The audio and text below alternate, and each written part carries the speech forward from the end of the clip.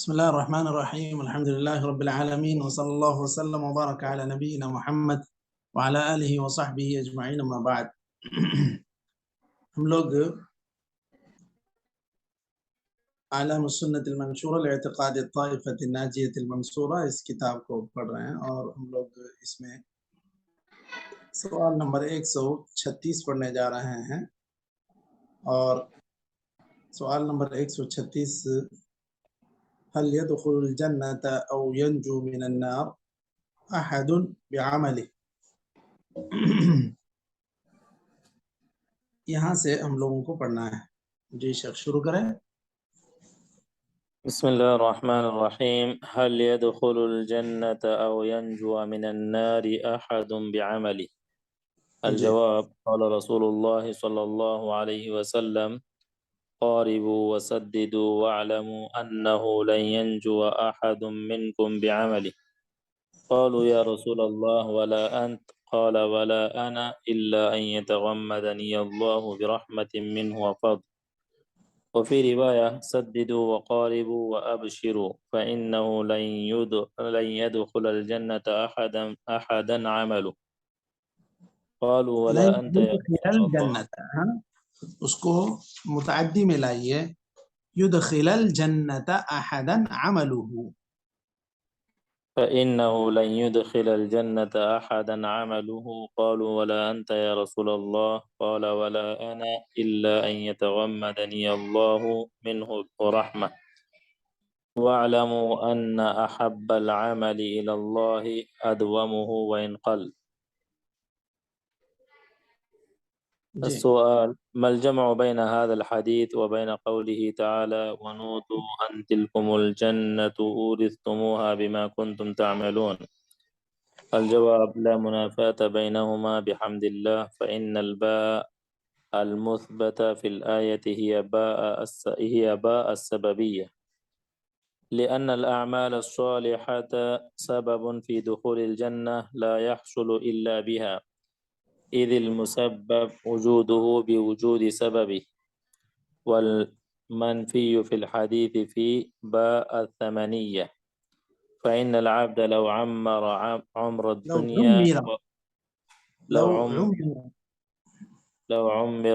الدنيا وهو يصوم النهار ويقوم الليل ويجتنب المعاصي كلها لم يقابل كل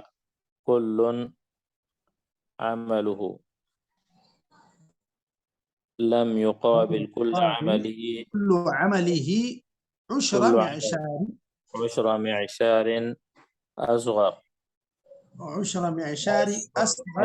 من الله عليه الظاهرة والباطنة، فكيف تكون ثمنا لدخول الجنة؟ رب اغفر وارحم وأنت خير الراحمين. السؤال: ما دليل الإيمان بالقدر جملة؟ الجواب: قال الله تعالى وكان أمر الله قدرا مقدورا. وقال تعالى ليقضي الله أمرا كان مفعولا. وقال تعالى وكان أمر الله مفعولا. وقال تعالى ما أصاب من مصيبة إلا بإذن الله ومن يؤمن بالله يهد قلبه. وقال تعالى وما أصابكم يوم التقى الجمعان فبإذن الله. وقال تعالى الذين إذا أصابتهم مصيبة قالوا إنا لله وإنا إليه راجعون أولئك عليهم صلوات من ربهم ورحمة وأولئك هم المهتدون. وغير ذلك من الآيات. وتقدم في حديث جبريل وتؤمن بالقدر خيره وشره. وقال صلى الله عليه وسلم واعلم أن ما أصابك لم يكن ليخطئك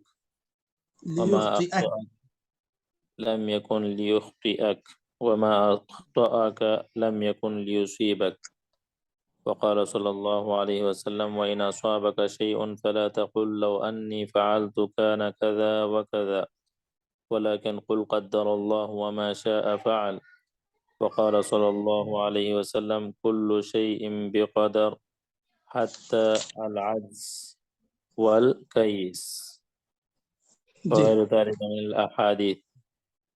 کافی ہے ٹھیک ابھی چلیے بسم اللہ الرحمن الرحیم الحمد للہ رب العالمین وصلی اللہ وسلم وبارک علی نبینا محمد وعلی آلہ وصحبہ اجمعین اما بعد. ہم لوگ اعلام السنت المنشورہ للعلامہ حافظ احمد الحکمی رحمہ اللہ، اس کتاب کو ہم لوگ پڑھ رہے ہیں، اور اس میں ہم لوگ سوال نمبر 136 آج ہم لوگ پڑھے ہیں. هل يدخل الجنة أو ينجو من النار أحد بعمله. اب جیسا کہ گزشتہ جو سوال تھا شفاعہ سے متعلق، اس کی مزید وضاحت کی خواہش ظاہر کیے ہیں، تو اس کو مزید ہم لوگ ایک بار اور خلاصتاً اس کو ذکر کر دیتے ہیں. تو یہاں پر دیکھیے جو اس سے پہلے والا سوال ہے، سوال نمبر 135، اس کے اندر شفاعت کی قسمیں بیان کی گئی. 6 قسم کی شفاعتیں ہیں آخرت میں، اور نبی کریم صلی اللہ علیہ وسلم کے ساتھ کچھ شفاعتیں خاص ہیں.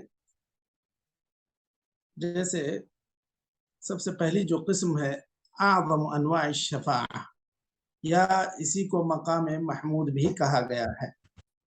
اللہ کے رسول صلی اللہ علیہ وسلم کے تعلق سے جو کہا گیا عسى ان يبعثك ربك مقاما محمودا، امید ہے کہ اللہ تعالیٰ آپ کو مقام محمود سے سرفراز کرے. یہ اس وقت جبکہ آدم سے لے کر آخری قیامت قائم ہونے تک پیدا ہونے والے سارے لوگ ایک میدان میں جمع ہوں گے، اور کوئی فیصلہ بھی شروع نہیں ہوگا، کوئی کاروائی بھی شروع نہیں ہوگی، کسی کے عمل کا بھی نہیں پتہ چلے گا، اور سب لوگ پریشان رہیں گے. ہر کوئی اپنے عمل کے اعتبار سے پسینے میں شرابور ہوگا. کوئی تھوڑے گناہ کیا ہے، تھوڑا گنہگار ہے تو اس کو تھوڑا سا پسینہ، کوئی بہت زیادہ گنہگار ہے اس کو اور زیادہ پسینہ. تو اس طرح سارے لوگ جو نیک لوگ ہیں وہ لوگ بھی انتظار میں رہیں گے، جو برے لوگ ہیں وہ بھی انتظار میں رہیں گے، سب ہی کو فیصلے کا انتظار رہے گا. اور یہ ایسا موقف ہے کہ یہاں پر انبیاء بھی اللہ تعالیٰ سے سفارش کے لیے آگے نہیں بڑھیں گے.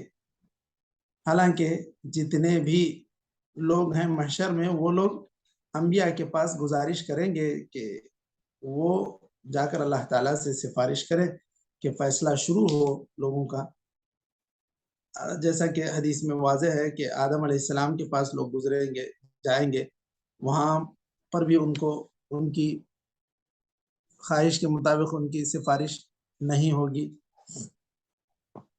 سفارش وہ نہیں کریں گے. اسی طرح حضرت نوح علیہ السلام، پھر حضرت ابراہیم علیہ السلام، پھر موسیٰ علیہ السلام، پھر عیسیٰ علیہ السلام، 5 انبیاء کے پاس لوگ جائیں گے، اس کے باوجود کوئی نبی سفارش کے لیے اللہ رب العزت کے دربار میں نہیں بڑھیں گے.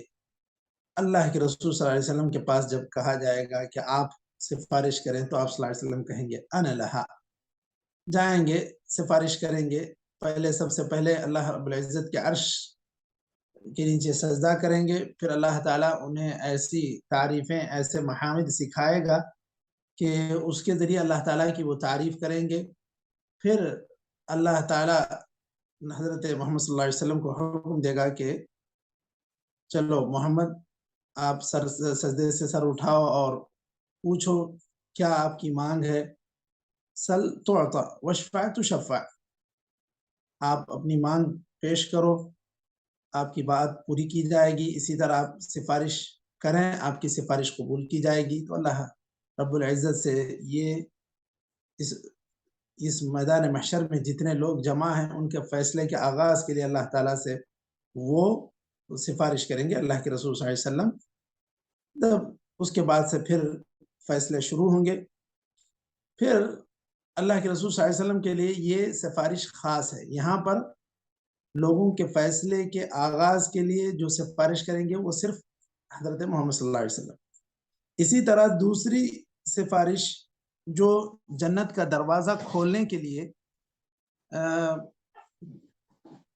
کریں گے وہ اللہ کے رسول صلی اللہ علیہ وسلم کریں گے، اور سب سے پہلی امت جو جنت میں جائے گی وہ اللہ کے رسول صلی اللہ علیہ وسلم کی امت ہوگی۔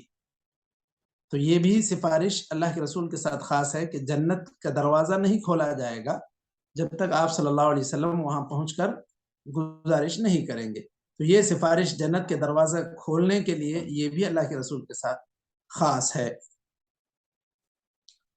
اس کے بعد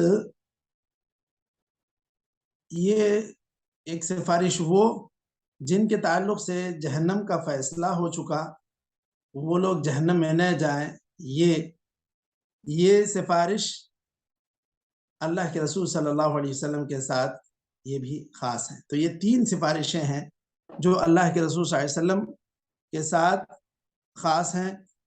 اس کے بعد جتنی سفارشیں ہیں، چوتھی ہیں، پانچویں ہیں، یہ اس میں بہت سارے لوگ شریک رہیں گے، انبیاء، فرشتے، اولیاء، الافراد، افراد کہتے ہیں وہ بچے جو بلوغت سے پہلے انتقال کر گئے، تو وہ بچے بھی سفارش کرنے میں شریک رہیں گے۔ اللہ تعالیٰ ان کی سفارش قبول کرے گا، اور بالکل سفارش وہی لوگ کریں گے جن کو اجازت دی جائے گی، اور انہی لوگوں کی سفارش ہوگی جن کے تعلق سے اللہ رب العزت راضی رہے گا۔ یومئذ لا تنفع الشفاعة الا من اذن له الرحمن ورضی له قولا۔ یہ بالکل طے شدہ معاملہ ہے۔ جن کو بھی سفارش کی اجازت ہے وہ اپنے طور پہ اندھا دھند کسی کی بھی سفارش نہیں کر سکتے۔ سب سے پہلی بات تو یہ کہ کسی مشرک کی کوئی سفارش نہیں ہے، یہ تو طے شدہ معاملہ ہے۔ پھر اس کے بعد اللہ رب العزت جسے چاہے انہی کی سفارش ہوگی، جو لوگ کر سکتے ہیں وہی۔ جیسا کہ اس سے پہلے بھی کہا گیا تھا، جو سوال آیا تھا کہ متى تکون شفاعہ بعد اذن اللہ، اللہ رب العزت کی جب اجازت ہوگی اسی وقت یہ سفارش ہو سکے گی۔ ممن تکون، تو من الشافع المرتضی، اللہ کے رسول کیا کہتے ہیں، جس سے اللہ رب العزت راضی ہوگا کہ یہ آدمی سفارش کرنے کے لائق ہے، اس کی سفارش قبول کی جائے گی، تو اسی سے سفارش ہوگی، ممکن ہے۔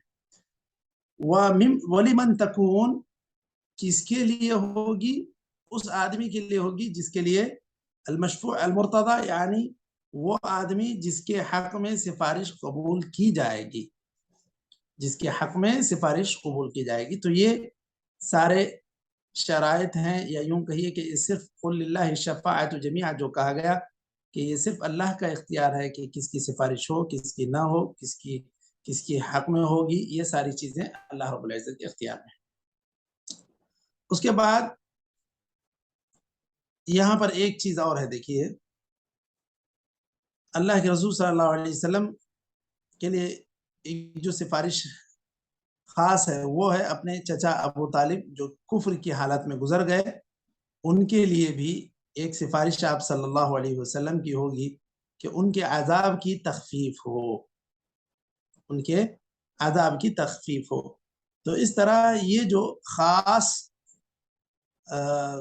اللہ کے رسول صلی اللہ علیہ وسلم کی تین سفارشیں ہیں، وہ ایک تو پہلا یہ کہ فصل قضاء، فیصلے کا آغاز کے لیے، فیصلہ کرنے کے لیے، دوسرا جنت کا دروازہ کھولنے کے لیے، تیسرا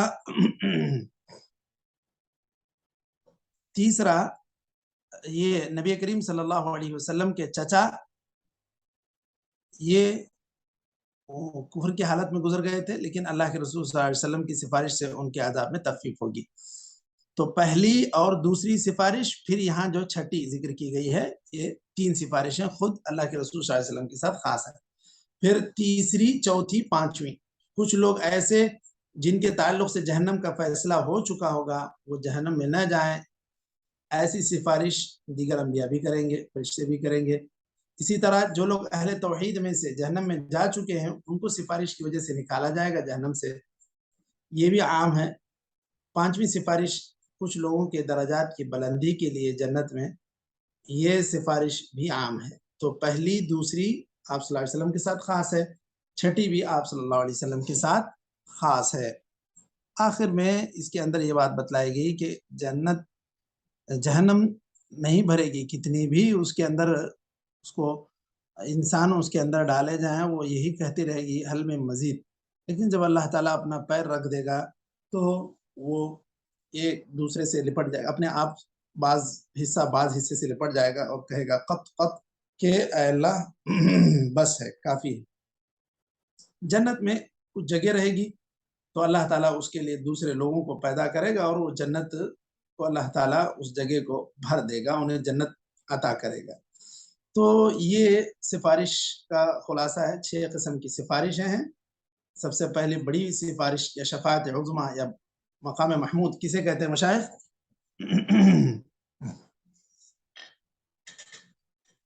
جی مشائخ، جو اللہ کے نبی کا حوض خاص مقام محمود، جو اللہ کے رسول صلی اللہ علیہ وسلم کے ساتھ خاص ہے، اس میں کوئی شریک نہیں ہے، صرف اللہ کے رسول صلی اللہ علیہ وسلم ہی وہ سفارش کریں گے، اس کے بعد ہی مخلوق کا فیصلہ شروع ہو جائے گا۔ اس کے بعد جنت کے دروازہ کھولنے کے لیے جو سفارش کریں گے وہ اللہ کے رسول کریں گے، یہ بھی آپ صلی اللہ علیہ وسلم کے ساتھ خاص ہے۔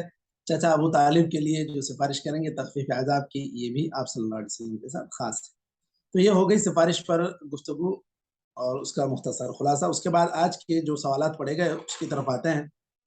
آج جو سوال تھا کہ کیا جنت میں یا جنت کے اندر داخلہ یا جہنم سے نجات کسی کے اپنے عمل سے ممکن ہے یا نہیں ہے؟ یہاں پر آپ صلی اللہ علیہ وسلم نے حدیث میں صاف طور پر کہا کہ دیکھو تم لوگ کبھی جنت میں اپنے عمل سے داخل نہیں ہو سکتے۔ لن ينجو احد منکم بعملہ، کوئی آدمی اپنے عمل سے داخل نہیں ہوگا۔ آپ صلی اللہ علیہ وسلم کے صحابہ نے کہا اللہ کے رسول کیا آپ بھی اپنے اعمال کے بنا داخل نہیں ہوں گے؟ آپ صلی اللہ علیہ وسلم نے کہا ولا انا الا ان يتغمدني الله برحمت منه وفضل، اللہ تعالیٰ جب تک مجھ پر بھی اپنا فضل نہ کرے میں داخل نہیں ہو سکتا۔ اور دوسرے روایت میں یہی الفاظ بدل کر ہیں سددوا وقاربوا وابشروا فانه لن يدخل الجنة احدا عمله، کسی کو اس کا عمل جنت میں داخل نہیں کرے گا۔ آپ صلی اللہ علیہ وسلم سے دوبارہ جب یہ سوال کیا گیا کہ کیا آپ بھی نہیں، تو آپ صلی اللہ علیہ وسلم نے کہا میں بھی نہیں، جب تک اللہ تعالیٰ اپنے رحم و کرم سے مجھے جنت میں داخل نہ کر دے۔ آخر میں یہ جملہ ہے کہ اللہ کے پاس سب سے زیادہ پسندیدہ وہ عمل ہیں جو چھوٹے بھی اگر ہیں، معمولی بھی اگر ہیں، تو وہ پابندی کے ساتھ کیے جائیں، تو پھر یہ آپ اللہ تعالیٰ کے پاس یہ زیادہ پسندیدہ عمل ہے۔ تو یہاں پر یہ جو بات کہی گئی کہ جنت میں کوئی بھی انسان اس کے عمل کی وجہ سے داخل ہوگا اور جہنم سے بھی بچے گا تو اس کے اعمال کی وجہ سے بچے گا، ایک تو یہ بات حدیث میں کہی گئی۔ اس کے بعد والا جو سوال آ رہا ہے اس سے مزید وضاحت ہوتی ہے اسی سوال کی، اسی لیے اس کو بھی ایک ساتھ ملا کر پڑھ لیتے ہیں، پھر بعد میں مزید گفتگو ہوگی۔ دوسرا سوال ہے 137 جو ملجمع بین هذا الحدیث وبین قوله ونودوا ان تلکم الجنة اورثتموها بما کنتم تعملون، کہ اللہ تعالیٰ یہاں فرما رہا ہے کہ یہ جنت ہے جس کے تم وارث بنائے گئے ہو تمہارے اپنے اعمال کی وجہ سے۔ تو آپ صلی اللہ علیہ وسلم نے جو کہا کہ کسی کو جنت نہیں ملے گی اپنے عمل سے، یہاں کہا جا رہا ہے کہ تمہیں جنت دی گئی ہے ان اعمال کی وجہ سے جو تم کیا کرتے تھے، تو کیا دونوں میں کوئی تعارض ہے یا نہیں ہے؟ جواب میں یہ کہہ رہے ہیں کہ دیکھو دونوں میں کوئی تعارض نہیں ہے، کیونکہ جس با کا حوالہ دیا گیا ہے بما کنتم تعملون، تمہیں جنت دی گئی ہے اس سبب سے جو تم اعمال کیا کرتے تھے یا تمہارے اعمال کے سبب سے۔ تو یہاں پر جنت میں داخلے کے لیے جو سبب بیان کیا گیا وہ اعمال کو بیان کیا گیا، آیت میں مثبت ہے یا مثبت ہے، یعنی کہ یہ عمل یہاں انسانوں کو جنت میں داخلے کا سبب بن رہا ہے۔ تو یہاں پر کہہ رہے ہیں کہ کوئی تعارض نہیں ہے اس اعتبار سے کہ یہ با سببیہ ہے، سبب ہو سکتا ہے، عمل سبب ہے، لأن الأعمال الصالحة سبب في دخول الجنة لا يحصل إلا بها إذ المسبب وجوده بوجود سبب. یہ کہہ رہے ہیں کہ جنت میں داخلہ ہوگا تو عمل ہی کی بنیاد پر ہوگا، اور یہ ایک سبب ہے، یہ مکمل اسی سبب کی بنیاد پر کوئی جنت میں داخل ہو یہ ناممکن ہے۔ صرف اپنے اعمال کی وجہ سے جنت میں داخل ہو یہ ناممکن ہے، کیونکہ وہ ایک سبب تو ہے لیکن اس سبب کی وجہ سے اس کا مقصود پورا حاصل نہیں ہو سکتا جب تک کہ اللہ کی رحمت اس کے اندر شامل نہ ہو۔ اچھا، جو چیز کی نفی کی گئی ہے اس کے اندر وہ یہ کہہ رہے ہیں، دیکھیے والمنفی فی الحدیث ہی باء الثمنیہ، جو آپ صلی اللہ علیہ وسلم نے کہا لن ينجو احد منکم لن يدخل الجنت احد لن ينجو احد منکم بعمله، یا یہ کہا کہ لن يدخل الجنت احد عمله، آپ صلی اللہ علیہ وسلم نے کہا کہ کسی کو بھی جنت نہیں ملے گی اس کے عمل کی وجہ سے، تو یہاں پر یہ منفی ہے۔ منفی کس معنی میں ہے؟ باء الثمنیہ، اس معنی میں کہ آپ جنت کی قیمت ادا نہیں کر پائیں گے۔ جیسے آپ یہ سوچیں گے کہ میں نے 70 سال اللہ کی عبادت کی، گویا کہ میں نے جنت کی قیمت چکا دی۔ اگر کوئی آدمی ایسا سوچتا ہے تو پھر یہ غلط ہے، کیونکہ اس کی 70 سال کی عبادت اگر اللہ تعالیٰ کی ایک معمولی سی نعمت کے مقابلے میں موازنہ کی جائے تو اللہ تعالیٰ کی نعمت بھاری ہو جائے گی، اس کی 70 سالہ عبادت ہلکی ہو جائے گی، کیونکہ اللہ تعالیٰ نے تو یہ کہا کہ تم لوگ تو اس اللہ تعالیٰ کی نعمتوں کو گن بھی نہیں سکتے۔ جب گن نہیں سکتے تو پھر اس کا حق ادا کرنا تو ناممکن سی بات ہے۔ تو اسی لیے کہا گیا جو مثبت ہے، یعنی جس کے ذریعے سے جنت میں داخلہ ممکن ہے، یہ بات کہی جا رہی ہے، وہ آیت میں وہ جو با ہے وہ باء سببیہ ہے، اور جس با کی نفی کی گئی ہے وہ باء ثمنیہ ہے، یعنی جنت کی قیمت نہیں ادا کر پائے گا، کسی کا عمل جنت کی قیمت ادا نہیں کر پائے گا۔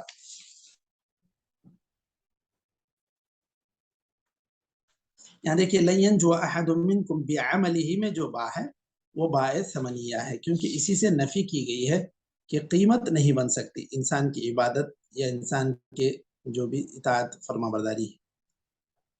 فإن العبد، اب اس کی وہ منفی جو با ہے باء ثمنیہ اس کی وضاحت کرتے ہوئے کہہ رہے ہیں فإن العبد لو عمر عمر الدنيا وهو يصوم النهار ويقوم الليل ويجتنب المعاصي كلها لم يقابل كل عمله عشر معشار اصغر نعم الله عليه۔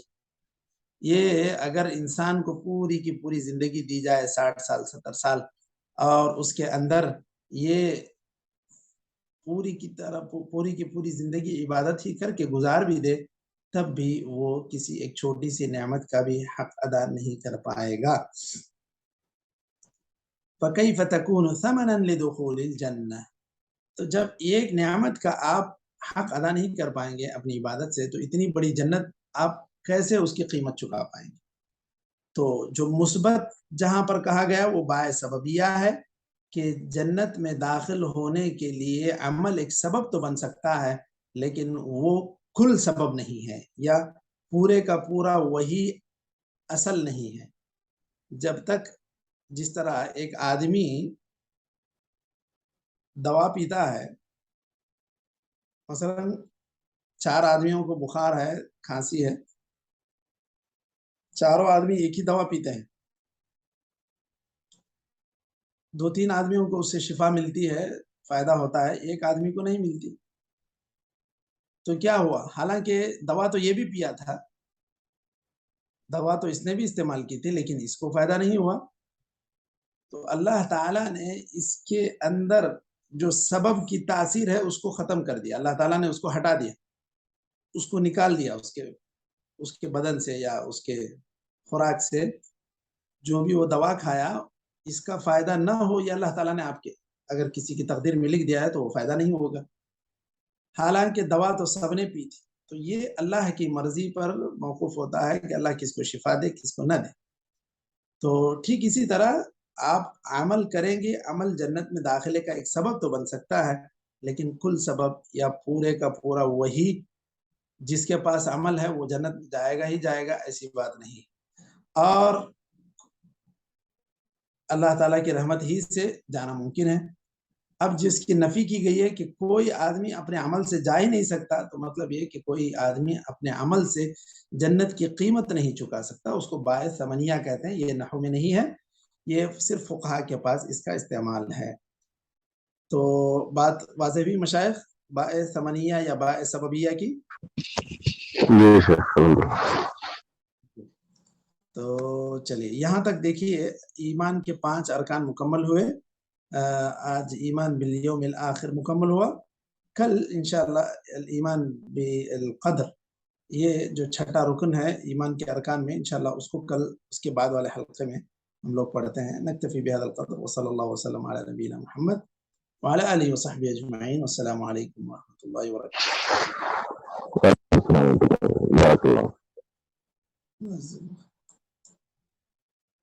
جزاكم الله خيرا. بارك الله.